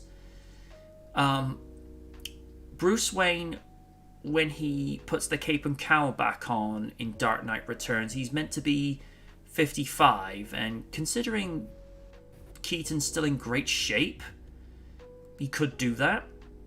Interesting thing to note, I think it was late 90s, early 2000s, there was a live-action Dark Knight Returns idea pitched, and the one actor they wanted as Bats, Clint Eastwood. That would have been something. That would be apropos. Because I could have seen him, doing those lines. It's like, I just want you to know, in your darkest days, in your most intimate hours, I'm the one guy who beat you. Because, it's not to say Eastwood can't still do acting, but for him to play an action role where he has to be that physically made up, you're approaching 90, sir. I think that's a little bit unfeasible, but back then he probably could have gotten away with it. And it's interesting, a lot of people have compared Hugh Jackman to being the modern age version of Clint Eastwood. And particularly the way he portrays Wolverine in Logan. I actually see little bits of that because, Logan is described as an X-Men movie from the perspective of a spaghetti western. Very dark and very gritty. And although now I have this idea of Hugh Jackman playing Logan in the Old West. Now, Marvel, if you're listening, because you have the rights. Happen. You have the rights to Wolverine now. Do it. Make it happen. Make me like, I don't know. Let's say for the sake of discussion, Marvel offer Hugh Jackman more money than he could possibly refuse. So you have X-Men, the Lone Logan, or the Lone Wolverine. Or the Good, the Bad, and the Wolverine. Something of that nature, and maybe Professor X in the role of Charles Xavier, but a town prospector. Not that Sir Patrick Stewart would come back for that, because, well, no, they could, because, it'd be an alternate universe. But that said, I'd be interested to see James McAvoy in that role. Because James McAvoy basically is Patrick Stewart as a young man. Let's just call it for what it is. So, yeah. Sean, I love the good, the bad, and the bub.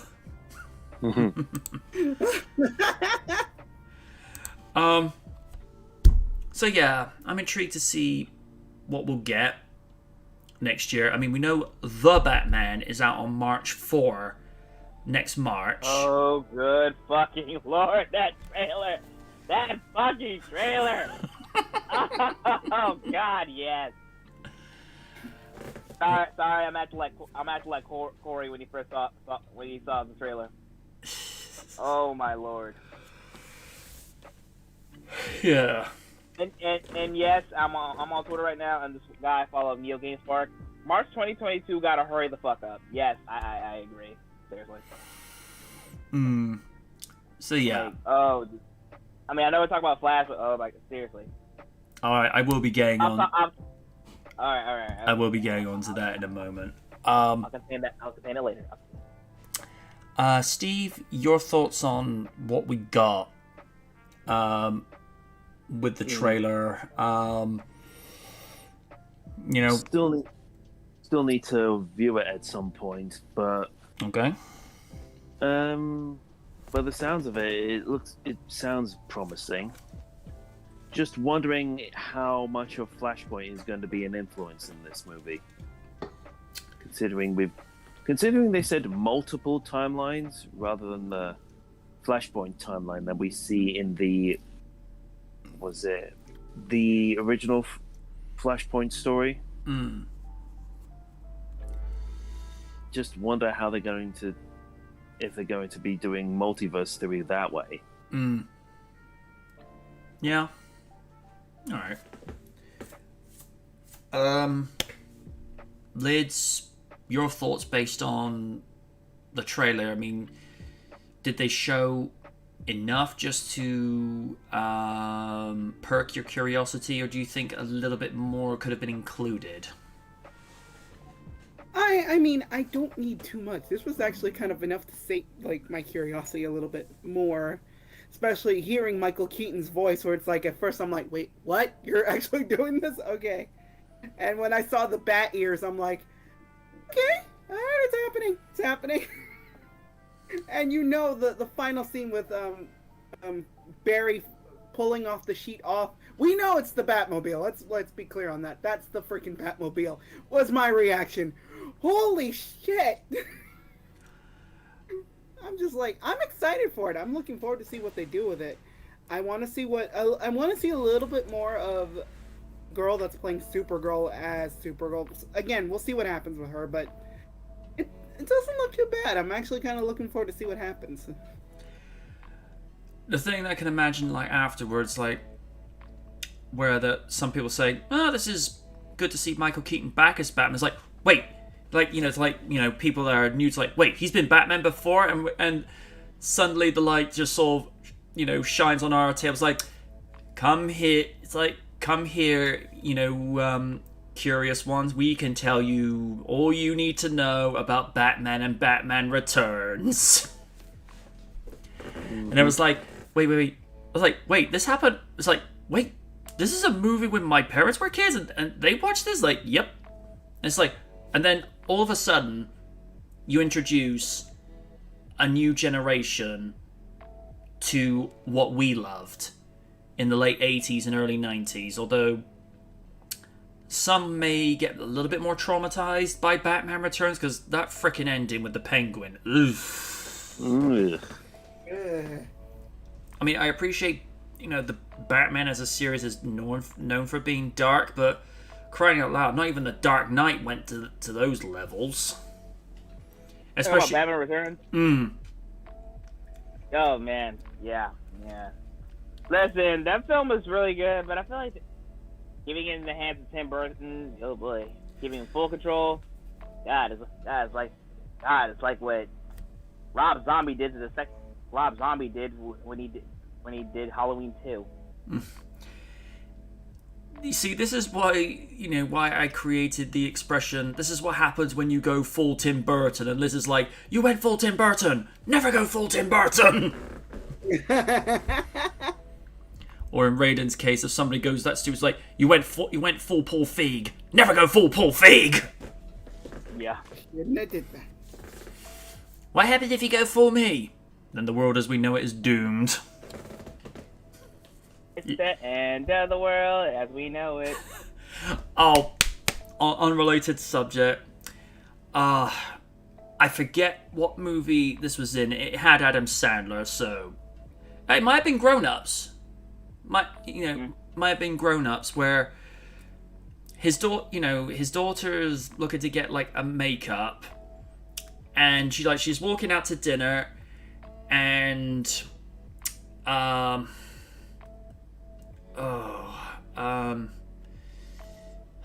struggling for names. Struggling with names at the moment. She played Sugar in Batman Forever. Out of Sugar and Spice. Drew Barrymore. Thank you. But yeah. You hear like the song played like I'm every woman. Then it focuses to her love interest like I wanna make love to you, and then it gets to Adam Sandler goes, it's the end of the world as we know it. Because most fathers who have teenage daughters will be like, absolutely not. Oh, hey Trekkie, how you doing? So I like it whenever songs are used in that effect where it's conveying what characters are maybe thinking, rather than like sort of have these moments where somebody says something or you just watch like odd silence. You get like music to convey how they're thinking, so I like that. Right, last but never least, our own version of the world's greatest detective. Raiden, your thoughts on the Flash trailer? Could they have had a little bit more exposure with Michael Keaton's Batman, or like Liz, do you think it was given the right amount? Yeah, most definitely. I'm like, when I saw the battery, it's like, and then they didn't show the Batman. You fucking tease, no.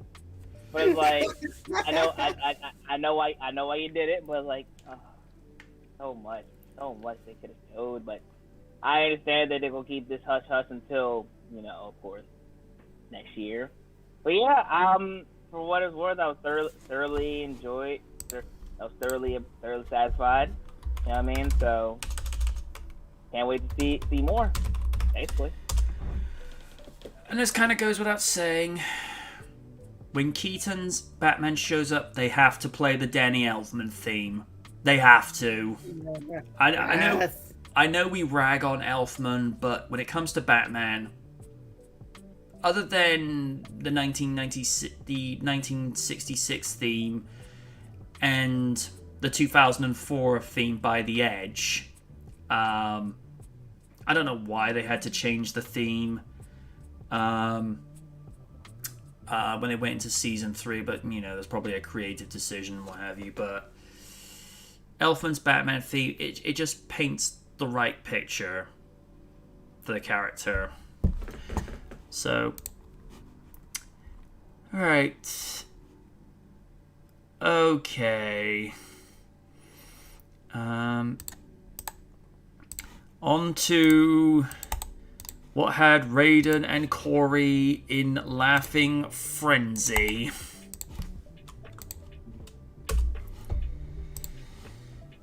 The Batman's new DC fandom footage confirms leaked spoilers.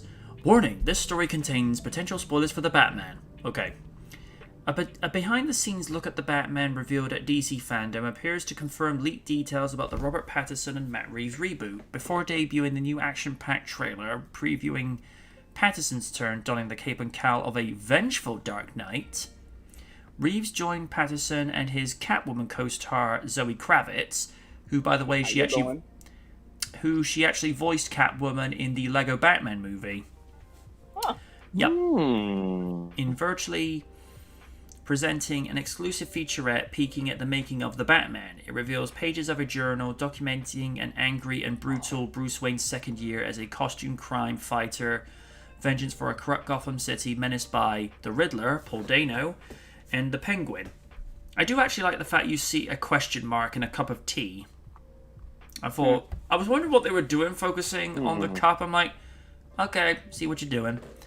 Earlier this week, and leaker at Viewer Anon tweeted intel from a reported second Batman test screening that took place months after a rumored first screening over the summer. According to second-hand information by Viewer Anon, the Batman is a near 3-hour-long detective story and a full-blown noir film. 3 hours? The story... What? We're going into dark... I got through Endgame, but what the fuck? We're going into Dark Knight Rises territory again, and Justice League, and Dawn of Justice director's cut again. The story begins on Halloween and takes place over a week, according to the details. The younger Batman wears the suit for the majority of his screen time because he has little interest in being Bruce, and most of Patterson's dialogue is voiceover reading Batman's written journal to the audience. I went over to myspace.com and did my morbid black poetry reading. I went and decided to give Paul Feig an L and actually had it stamped into the hood of his car. He knows better than to ever direct a Ghostbusters movie ever again. I'm handing out my notes to the Cyber-Raiden. He's sending multiple L's in the mail this week. Like, Red is like, yes, I'm putting this in a fan trailer. But when that light hits the sky, it's not just a call, it's a warning. Reads a page in Batman's journal of the makeshift bat signal that appears with his narrative dialogue in the second trailer first aired during DC Fandom. Revealing more of his vigilante mindset, Batman writes, "Fear is a tool. They think I'm hiding in the shadows. But I am the shadows." And his lid's thinking, dude, stop it. You're getting too into this. Viewer Anon describes Dano's mass serial killer as sort of a jigsaw figure, referred to be the twisted mastermind behind an elaborate series of increasingly gruesome tests and puzzles in the iconic Saw horror franchises. Wonder if he leaves multiple Riddler trophies throughout the movie, and you have to pick them all up to see the end of the movie. Oh, Dear Lord. we already went that with Arkham Asylum. Don't do this. It got more worse in Arkham City. Ugh. In Arkham City, he got so obnoxious with it, but then again, that game was like 9 times the size of Arkham Asylum. One Riddler victim is reportedly locked in an expensive collar and has to solve 3 riddles to get the combination before the collar explodes. The Batman received a great response and multiple standing ovations from test audiences. According to subsequent tweets from Viewer Anon, Warner Brothers brass was there to witness the reaction from an audience that Viewer Anon describes as diversive and not a bunch of dudes in Batman t-shirts. The latest trailer debuted on Saturday also earned a strong positive reception from virtual attendees of the fandom event and those who watched the instantly viral trailer online. Starring Robert Pattinson as Batman, Zoe Kravitz as Catwoman, Paul Dano as the Riddler, John Turturro as Carmine Falcone, he's going to enjoy that way too much, Oh yeah. Andy Serkis as Alfred Pennyworth, Colin Farrell as Oswald Oz Cobblepot, and Jeffrey Wright as James Gordon. The Batman opens only in theaters on March 4th. I will say, when I saw the trailer with Jeffrey Wright as James Gordon, I thought, yes! The way they had him made up with with the hair, makeup, and the wardrobe, I said, yeah, absolutely. It works. And plus, Wright is an absolute chameleon, because we've seen what he can do in the James Bond franchise, and those that are young, those that remember this, he was Peoples Hernandez in Flash 2000 as this like local gangster that was helping a much younger Christian Bale. And I've joked about this on occasion. Someone's probably made a parody trailer where when you see Christian's character getting into the back of the limo and you see Sam Jackson, what if that was like a parody event where Nick Fury was recruiting Batman to join the Avengers? Because there'd be a power struggle between Bats and Iron Man. Really, I'm the only one who finds that funny? Okay. I'm going to lead this team. Yeah, I'm going to defeat you with quips and one-liners. Presses a button. I've now hacked your suit. Ah, dang it. Jarvis, what did you do? Well, I'm sorry, sir. He gave me virtual access to this online dating service. Hi, I'm the AI known as Oracle. Excuse me, Mr. Stark. I'm going to be detained. Yeah, thanks, Jarvis. Then again, there may be, an alternate universe where Oracle's an AI program. Never know. I see it. Here's the thing. We've never really seen a noir perspective. Hang on, I'm reading some stuff from Trekkie. The Danny Elfman theme was great in the Whedon cut too. Yup. Vengeful Dark Knight. Frack. Leave us alone with this grim, gritty you-know-what. Sean Retro says, what's wrong with 2 hours? Maybe for a movie like that, maybe 2 hours and 15 minutes. Only just so that they're not compressing everything. Because some bits and pieces, some movies need just that little bit longer just so that you're not rushing through it. And give a moment for people to breathe. Trekkie says, we're going 1 hour less of Snyder Cut. Oh yeah, because Snyder Cut's meant to be reportedly 4 hours. Jeez. Oh, yeah, it was. Oh, yeah, it was. But have it was worth it. There haven't really been too many Batman movies where it's going with this noir direction where he's narrating it, and it goes back to that sort of those old private eye movies where the main character is narrating it. We saw that with the Batman animated series episode where he got infected with Dr. Crane's poison, and the episode actually begins where he's in a straitjacket in Arkham Asylum and he's just recanting what happened. In Dark Knight Returns, in the graphic novel, he's narrating most of it, which you don't get in the 2-part animated movie, which I think that's where that movie suffers a little, because you don't get like the inner monologues. It would have been interesting if they'd gone there. So the fact that we're going to get, Robert Pattinson's version, who's going to be constantly in Batman voice, there's going to be memes with it. It's Tuesday night. I'm overlooking at Gotham City. I'm hungry. I see a Domino's down there. I'm gonna get onto the Batwave and have them send a Domino's pizza to the Batmobile, or something of that nature. So I don't know about the 3-hour format. As we've said, too many. I mean, with Avengers Endgame, we allowed it because the pacing of that movie, it didn't feel like 3 hours whatsoever. So I'll give the makers that. But Pattinson hasn't really done a huge franchise since Twilight, and we all know our feelings about that, but he just saw it as a paycheck, to which, I get it. But for him to take on an iconic role like Batman, when he hasn't really been proven as a leading man to do that, but then again, you could make that same argument with Michael Keaton and Christian Bale. But the directors of those franchises saw something in those respective actors, and sometimes you have to take a chance in order to get the result you're looking for, because you can't just keep going to the same A-list actors, because sometimes you have to step out of your comfort zone. It's like, right, let's try somebody new, let's try somebody who's alright, they're inexperienced at this, but you see the potential. Like,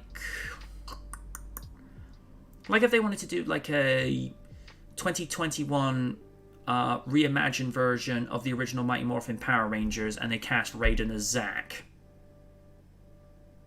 I'd see it. I mean, what if they cast Liz as Trini? You know, I'd be interested to see how that went. And what if they cast Steven as Billy Cranston, but he's of British descent and just, you know, living in America? Just don't cast Oni as Jason Lee. He'll enjoy that too much. Hey, look, Liz, I got a Tyrannosaurus. Yes, but you can't play with it, Oni. You have to do what Zordon says. Really? Yes, Oni, you have to do what I say. So, it all depends on direction, narrative, pacing, and the actor's performance. Because we've heard in the last year, Patterson's a bit of a diva on set. And apparently it's reported, I don't know how much truth there is to it, but apparently production actually shut down at one stage because apparently he had the thing. Oh yeah, COVID. We refer to it as the thing because it's Oni's very antsy about using the words COVID and pandemic on his Twitch stream, so he refers to the pandemic as the thing. Or the crisis. Although I've occasionally thought about saying, you told me not to ever mention the things. Like, what thing? The thing from TNA. They'd be like, oh, not that thing. Or John Carpenter's The Thing, or Marvel's Thing. Oh, speaking of other things, a work colleague of mine, Soul Halloween Kills, says the worst piece of garbage he's ever seen. Ugh. Ooh. Okay, you know, from a guy who I've also watched it, a part of me agrees. Because, okay, the first movie, the 2018 one, it was, I absolutely loved it, especially with the character development and all that, but Halloween Kills, yeah, that shit goes out the window. But, like I mentioned before, the kills, my guy. Michael gives no fucks, bro. He goes all the way in. But yeah, I will agree. I feel like I won't say it's a piece of garbage, but I will agree. I will say the character development is just dead. All right. So, Stephen, our own Dark Knight, your thoughts on the trailer and the fact that Patterson's not only going to be narrating most of it, but he's going to spend the majority of the movie in Cape and Cowl, and the fact that it's going to be 3 hours long. Oh, there you go. Sorry, thank God my internet decided to die on me. Oh dear. Yeah. Sorry to hear that. That's alright. I think it's working now, but Yeah. it was working. It's okay. I did see the trailer for the Batman, and hearing about the description of how it's going to be more or less film noir with narration, I'm getting very Watchmen vibes from it. Oh yeah, the comedian. No, not the comedian.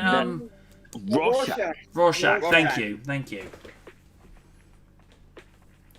Yeah, that character goes to places. Oh yeah. Feels very much like a year 2 kind of thing, where we've had the year 1 adaptation of Ben. So probably I am gonna be interested to see how it goes, and glad that they're choosing to go with the Riddler this time. Yeah, because let's be real. As iconic as the Joker is, it's actually nice when you get somebody else coming for a little while, and we haven't seen the Riddler on screen since Jim Carrey's interpretation in 1995. He'll like that. Like that version. Same here. It may be 90s, but what I did like about Jim Carrey in the 90s, he put his own spin. He put his own spin on the character itself. You know. Yes, he had a grudge against Bruce Wayne, but the way he did it in his own Jim Carrey fashion. Your entrance was good. His was better. The difference, showmanship. Does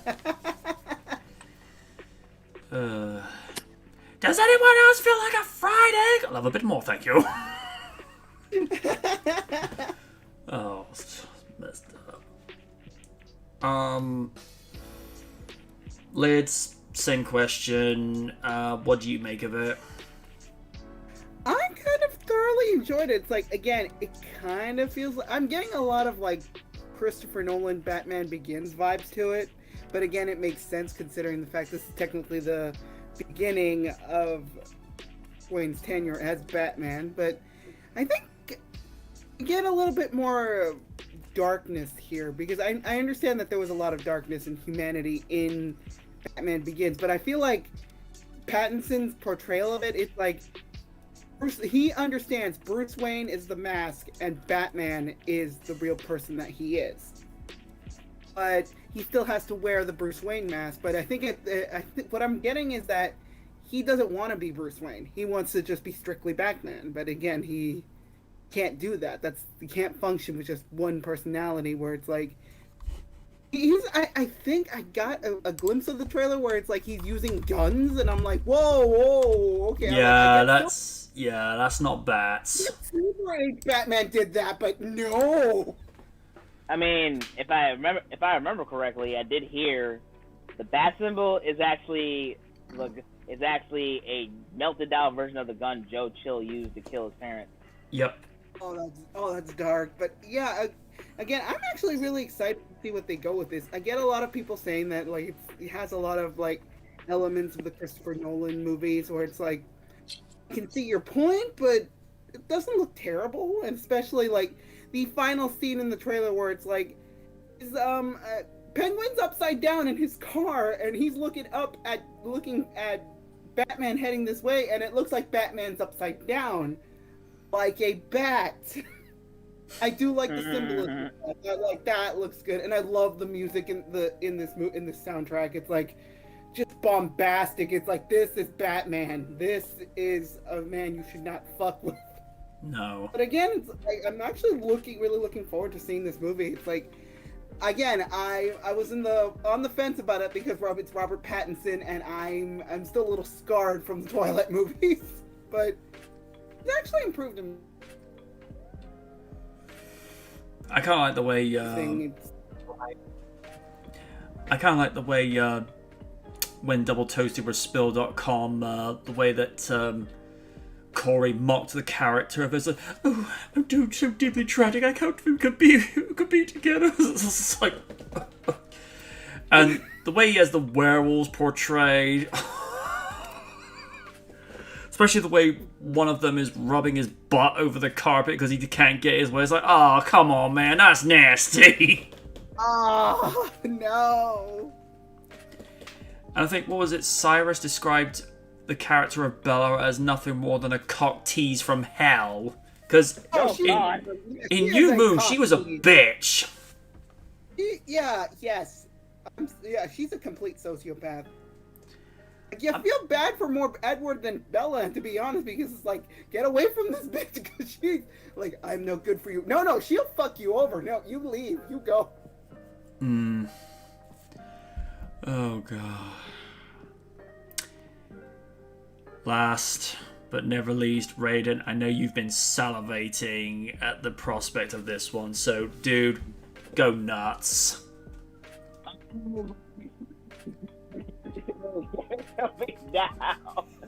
Okay, listen. For years, I've wanted to see a more brutal-looking Batman for so many years since watching Batman the Animated Series. Mm-hmm. But now, and watching DC animated movies. So, I think finally gonna get it. Like, I really like how the story narrative is like, yo, Bruce is like, fuck the world, I'm just gonna just beat everyone's ass until I feel better. And the fact we're gonna get three hours of this, yeah, I get it. People are not gonna feel it, not gonna like it, but for me, I feel like it will help because I feel like in the end he will, get a little bit more refined when he does things. But for now, oh boy, the amount of skulls he's going to cave in this movie, I cannot friggin' wait. All right, so it's gonna be something. And you said the second year he's doing is Batman. I mean, funny enough, I finished the two-parter of Long Halloween, the animated one. Really, really good. Everyone played their part well.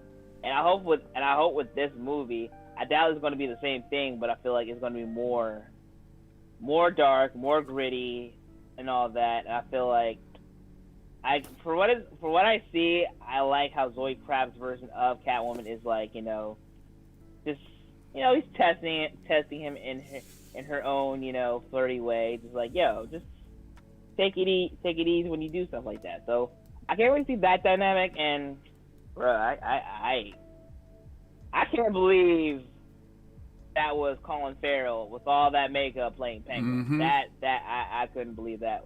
I couldn't believe it. So with him, I really yeah. Is that? I saw part 1 of Long Halloween. Worth every penny. Oh yeah, really good. But yeah, I am looking forward to this. I've been interested in this whole rendition. I mean, I was a little skeptical at first, but when I first saw more scenes and all that, I'm like, okay, just give me more, just give me more, So I can't wait to see what they're going to do next without spoiling some stuff. So honestly, March can't get too far yet. So I cannot wait.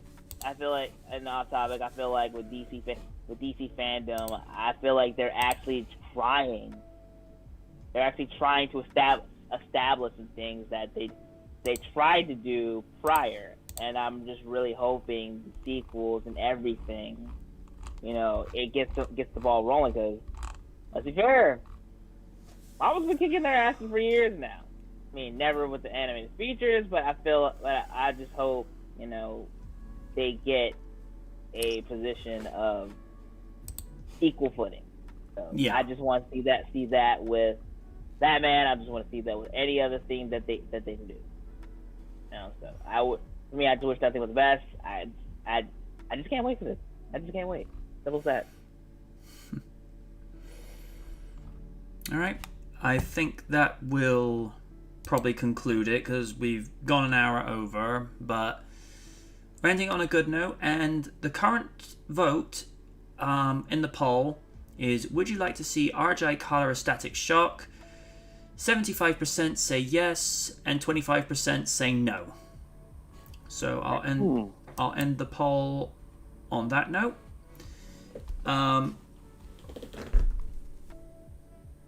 Trekkie goes, do you want to go nuts? Let's get nuts. what kind of nuts? Pecans, cashews? Jim Carrey nuts. Oh God. Trekkie says, Raiden, but you got your dark, more brutal Batman in the Snyderverse. It's time we go back to the more Adam West-like Batman. No disrespect to Adam West, but I listen. I've watched The Boy. I've watched Invincible. Oh, anyone watches that? Woo, you're for a treat for that shit. For how crazy that shit is. Especially in the ending of the first episode. Let me tell you that right now. Oh my God. Omni-Man,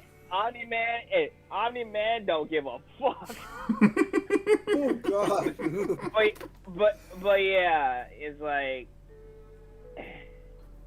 for years you had a lot of these clean cut guys do all this stuff. I mean, you had brutal stuff like, for example, one of the first comic movies that wasn't DC or Marvel, and The Crow, showing the brutality of this world. So I feel like we're at a impasse where you got to show the reality.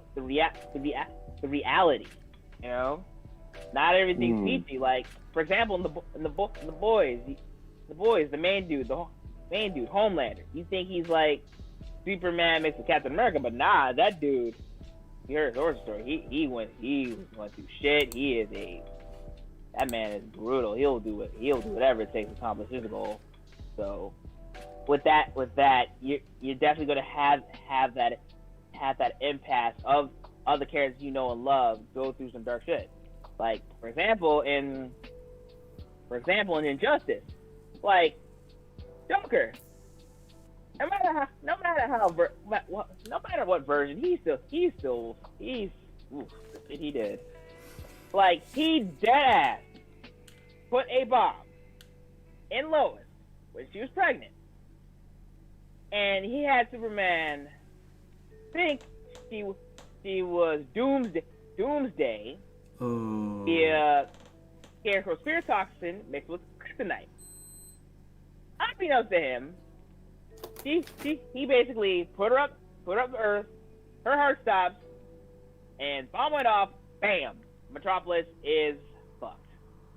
So, and because of that, he basically punches Joker through the heart, killing him instantly, and becomes a fearmonger. So, yeah, we're living at a time where dark shit stuff in comics. That's been happening for years, and I'm happy that it's getting more focused. I saw a clip from that movie where Bats had implanted a virus into Cyborg. It was like, the data stamp of the virus is the day we met, and you hear Killer Croc go, "That's low." It's like, when a heel is calling you out for low stuff, and by the way, this heel happens to be a cannibal, he's calling you out? That's a new level of disturbed. Hey man, that's Batman for you. He comes prepared, no matter how you see how good or bad it is. Like, it's like how Helsing 920 once said, Batman is the most strategic mind in comics. He has backup plans to backup plans. Analytical mind. That's what he said. Exactly. Yeah. I mean, with the whole thing of Justice League, Legion of Doom, I'm 50-50 with what he did. Yes, he probably could have been a bit more forthcoming with the League, but I get why he did it, because it's Batman. You know, sometimes paranoia works in your favor. You never know when your close friends, aka the most powerful beings in the universe, goes rogue. So, in that sense, I definitely see why he did it. He's going to get some dirty looks, but hey, sometimes you got to do things that are necessary to you and not to the whole world. I believe they call it necessary evils. Basically. Yeah. Alright. On that note, we're going to call it a day. And I'm going to be working diligently round the clock this week to get both Trial of the Incredible Hulk and The Death of the Incredible Hulk ready for next Sunday. If not, what we will do Halloween night, we will have a treble feature presentation, because I'm still getting the remainder of the script finished off for After Dark 21, and let's just say I'm taking a classic, but I'm giving it the Jurassic Park 25th anniversary treatment, as in, treat this like it means something.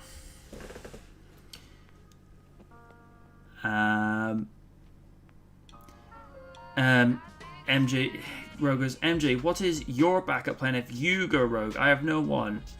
It's like, I have one. It's called the Justice League. Ah, yes. I do remember that from that. You know, that's good. He goes, isn't Death of the Incredible Hulk the one where he falls from the plane? Yep, that is the very one, because here's the thing, it wasn't meant to be the last ever movie, because it was meant to follow it with another TV movie, but it couldn't happen because it wasn't just because Bill Bixby got sick and sadly fell into a coma and never woke up. It's because the ratings for Death of the Incredible Hulk were so low and the story was so ill received that they scrapped the plans for what they would have referred to as Revenge of the Incredible Hulk.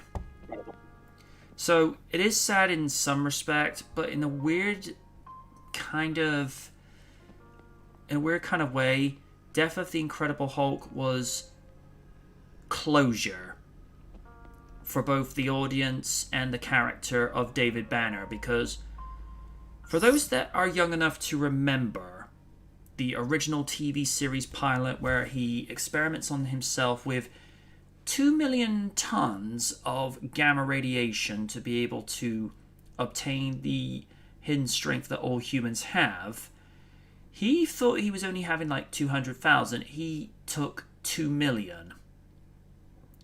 Now, as we know from real science these days, that would kill you instantly. But, you know, in the world of late 1970s sci-fi, it turns you into a towering 7-foot green muscular behemoth that only knows how to speak in grunts and growls.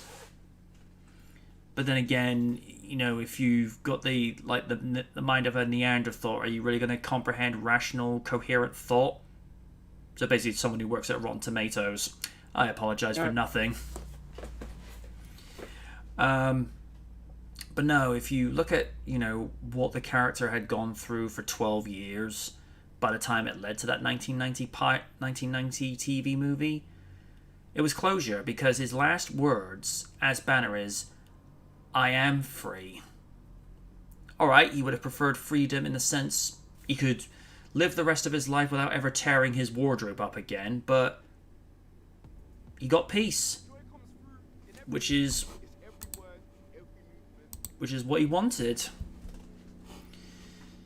So yeah, I will be detailing that, and also some of the acting choices in that movie. Oh, sweet lordy. You know, I appreciate it was early 90s TV and they had to work within the confines of a budget, but I'll say this as objectively as I can. When you are casting Playboy playmates to play lead females, you're going to get a few criticisms for her acting talent. And Elizabeth Grayson, don't get me wrong, she looked the part and she was in great shape as a Russian espionage spy. It's like, oh goody, do that during the Cold War. That's not going to cause problems at all. Good old Cold War. Let's put it this way. Her acting was so bad, Raiden will look at a poster of Tia Leone and hug it and say, all is forgiven. Not that it'll ever happen, but, you know. Alright. We're delaying and delaying and delaying. We're going for real this time. So, until next week, we'll see you again at 6 p.m. UK time. Until then, I have been the Knight saying good night from the night. Good night. Yeah. And don't forget to check out MJ Knight's Teespring page. And don't forget to check out my Shutterstock.com link where you can buy any of my photos. And don't forget to follow and subscribe to Onirakaku on Twitch at twitch.tv/Onirakaku and buy a 10 years worth of subscription. Wait, 10 years? I can retire! That's Math means I can do what I want in my apartment every day. And there's Liz, like, you know, giving, like, a frown that smiles like, oh, really? What is that? I don't know. I haven't thought that far ahead. No, of course you haven't. Can I at least buy Domino's? Yes, you can buy Domino's. As long as you buy me some. Okay. I don't know where I'm going with that. We're done. See you later. Bye, folks. Okay. Actually, 10 years worth